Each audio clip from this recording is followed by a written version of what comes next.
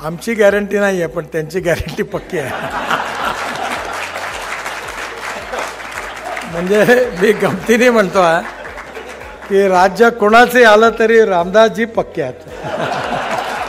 रामदासजी आठवले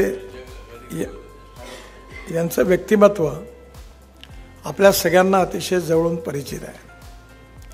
आपल्या सगळ्यांना माहिती असेल की सुरुवातीच्या काळामध्ये दलित पॅन्थरच्या रूपाने एक तरुण नेता म्हणून त्यांनी विशेष रूपाने मोठ्या प्रमाणावर जनजागृतीचं आणि सामाजिक संघर्षाचं काम केलं. त्या काळानंतर मग ते रिपब्लिकन पार्टीच्या माध्यमातून त्यांनी महाराष्ट्रामध्ये या पक्षाला शक्तिशाली बनवण्याकरता यशस्वी नेतृत्व पण दिलं. रामदास आठवलेंचं आत्ताच त्यांनी सांगितलं की तिसऱ्या वेळी पुन्हा चौथ्या वेळी पण आम्हीच येणार आहोत. आमची गॅरंटी नाही आहे, पण त्यांची गॅरंटी पक्की आहे.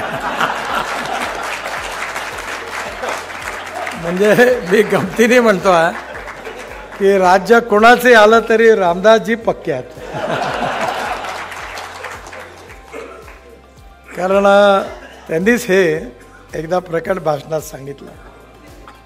आणि त्यांना हे जसं ते मौसमी शास्त्रज्ञ आहेत, तेव्हा लालू प्रसाद यादवनी एकदा असं म्हटलं होतं रामविलास पासवानला कि ये बहुत बड़ा राजनीतिक मौसम शास्त्रज्ञ है और क्या होने वाला इनको पता होता है, उसके अनुसार उनकी नीति अपनाते हैं. रामदासजींनी पण आपल्या आयुष्यामध्ये दलित समाजाच्या उत्कर्षाकरता काम करत असताना आणि विशेषतः मंत्रिमंडळात मंत्री असताना अनेक चांगल्या चांगल्या उपक्रमामध्ये दलित पीडित शोषित माणसाला न्याय देण्याचा प्रयत्न केला. विशेषतः आमच्या पक्षाबरोबर त्यांची अलायन्स झाल्यानंतर भारत सरकारमध्ये ते मंत्री झाले आणि समाज कल्याण विभाग त्यांच्याकडे होता. या काळामध्ये लंडनमध्ये बाबासाहेब आंबेडकरांचं घर असेल, दिल्लीमध्ये बाबासाहेबांचं वास्तव्य ज्या ठिकाणी होतं त्या घराचं मोठं आंबेडकर स्मारक म्हणून आज भवन निर्माण झालं.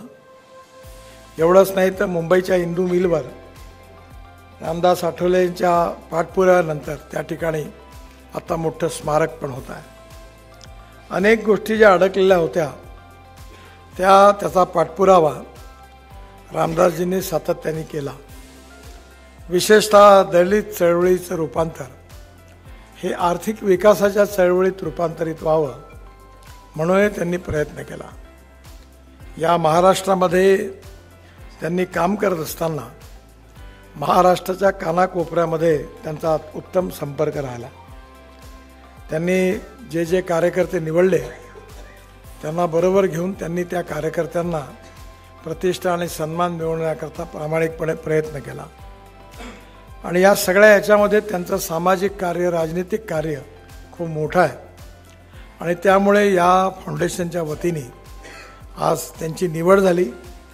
भारतरत्न बाबासाहेब आंबेडकर स्मृती पुरस्काराकरता ही अतिशय आनंदाची आणि अभिमानाची गोष्ट आहे.